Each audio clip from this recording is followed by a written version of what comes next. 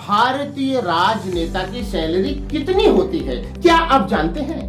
अगर हाँ तो अच्छी बात है, लेकिन अगर नहीं तो इस वीडियो को पूरा देखिएगा, क्योंकि इस वीडियो में भारत के राष्ट्रपति, उपराष्ट्रपति, प्रधानमंत्री, राज्यपाल, मुख्यमंत्री, सांसद, विधायक, निगम पार्षद, सभासद और ग्राम प्रधानों को कितनी सैलरी मिलती है के बारे में विस्तार पूर्वक बताया गया है। नमस्कार दोस्तों, मैं अमित दुबे आप सभी का हार्दिक स्वागत करता हूं। दोस्तों, सबसे पहले हम यह जानेंगे कि भारत के राष्ट्रपति की सैलरी कितनी होती है। भारत के राष्ट्रपति का निवास स्थान राष्ट्रपति भवन होता है, जो राजधानी नई दिल्ली में है। 2 लाख वर्ग फुट में फैले इस भवन में कुल 340 कमरे हैं, जिसमें कुल 200 कर्मचारी काम करते हैं, जिन पर सालाना 2 करोड़ 25 लाख रुपए खर्च होता है।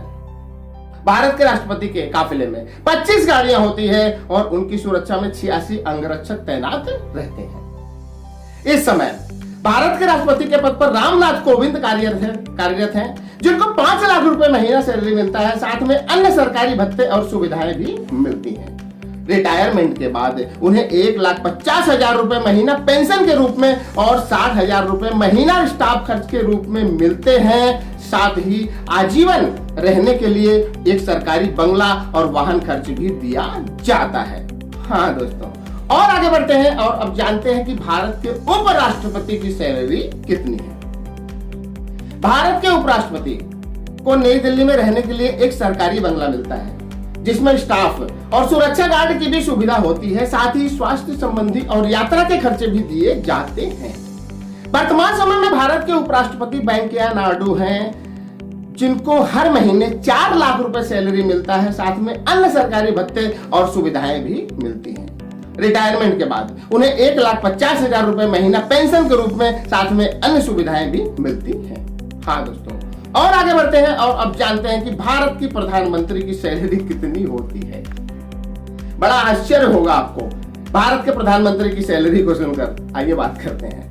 भारत के प्रधानमंत्री का निवास स्थान नई दिल्ली के लोक कल्याण मार्ग का 7 नंबर बंगला होता है, जो पहले 7RCR के नाम से जाना जाता था, लेकिन अब इसका नाम बदल गया है, जो अब 7 लोक कल्याण मार्ग हो चुका है। 7 लोक कल्याण मार्ग हो चुका है। 12 एकड़ में बना हुआ यह बंगला एसपीजी कमांडो की निगरानी में रहता है। इस बंगले से एक सुरंग निकलती है, जो 2 किलोमीटर आगे सफदरजंग हवाई अड्डे पर जाके निकलता है। हाँ दोस्तों, वर्तमान प्रधानमंत्री नरेंद्र मोदी को 1,60,000 रुपए महीना सैलरी मिलता है। साथ में अन्य सरकारी भत्ते और सुविधाएं भी मिलती हैं। अगर देखा जाए तो भारत के प्रधानमंत्री की सैलरी एक विधायक से भी कम है, क्योंकि दिल्ली के आम आदमी पार्टी के विधायकों की सैलरी 2,10,000 रुपए महीना है।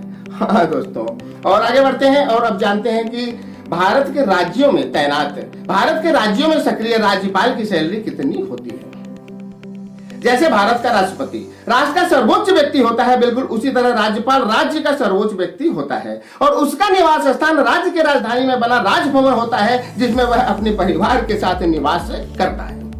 भारत के राज्यों के राज्यपाल को 3,50,000 रुपए महीना सैलरी मिलता है। साथ ही अन्य सरकारी भत्ते और सुविधाएं भी मिलती हैं। राज्यपाल को रिटायरमेंट के बाद सरकार की तरफ से आजीवन पेंशन सुविधा, स्वास्थ्य और सुरक्षा की सुविधा प्रदान किया जाता है। हाँ दोस्तों, और आगे बढ़ते हैं और अब जानते हैं कि भारत के राज्यों के मुख्यमंत्री की सैलरी कितनी होती है।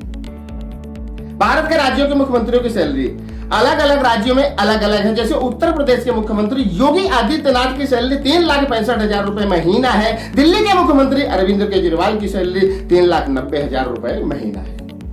भारत के राज्यों के मुख्यमंत्रियों में सबसे ज्यादा सैलरी तेलंगाना के मुख्यमंत्री की 4,10,000 रुपए महीना और सबसे कम त्रिपुरा के मुख्यमंत्री की सैलरी 1,05,500 रुपए महीना है।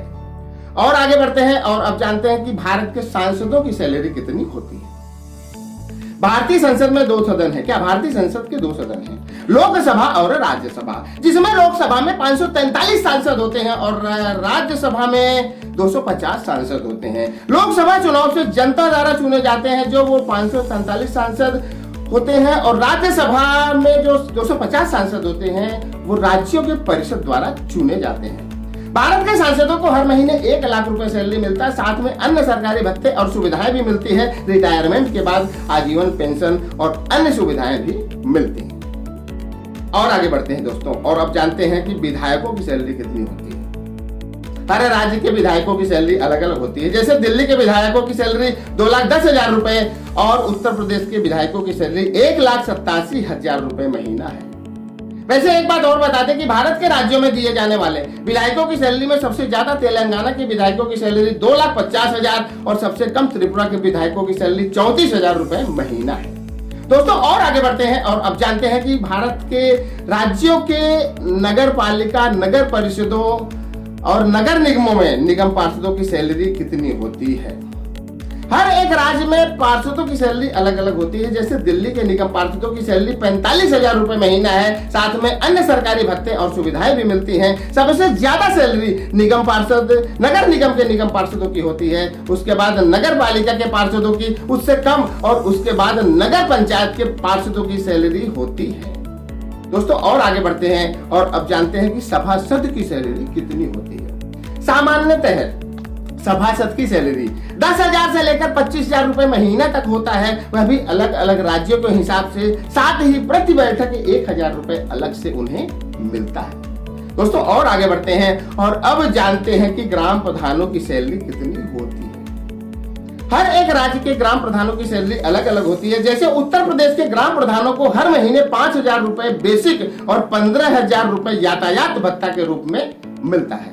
हाँ दोस्तों इस वीडियो के माध्यम से हमने आपको भारत के शीर्ष राजनीतिक पद, राष्ट्रपति से लेकर निम्न राजनीतिक पद, ग्राम प्रधान तक के सैलरी के बारे में बताया है, जो इंटरनेट पर मौजूद सूत्रों से हमने प्राप्त किया है। लेकिन एक बात और हम यहाँ पर आपको बताना चाहेंगे कि ये सैलरी इन लोगों को तो मिलते ही हैं, लेकिन इससे कहीं ज्यादा इन लोगों को सरकारी भत्ते भी मिलते हैं। भारतीय राजनेता को सैलरी के साथ साथ अन्य मुफ्त सुविधाएं भी मिलती हैं। वह इस प्रकार हैं, जैसे निवास स्थान, स्टाफ खर्च, यातायात खर्च, संचार खर्च, सरकारी सुरक्षा, स्वास्थ्य सुरक्षा समेत रिटायरमेंट के बाद आजीवन पेंशन आदि। कुल मिलाकर देखा जाए तो भारत में कोई भी राजनीतिक पद प्राप्त हो जाने पर व्यक्ति को मलाई खाने का पूरा मौका मिल जाता है। और शायद यही कारण है कि जो आज भारत का एक बहुत बड़ा तबका राजनीति में आना चाहता है, क्योंकि इसमें पैसा भी है, इज्जत भी है, रुतबा भी है। हाँ दोस्तों आशा करता हूँ कि यह वीडियो आपके जनरल नॉलेज को पहले से और बेहतर बनाएगा, साथ ही आपको बुद्धिजीवियों की श्रेणी में ले जाएगा। तो आज के लिए सिर्फ इतना ही। अगले वीडियो में हम फिर मिलेंगे किसी नए टॉपिक के साथ। तब तक के लिए जय हिंद, जय भारत।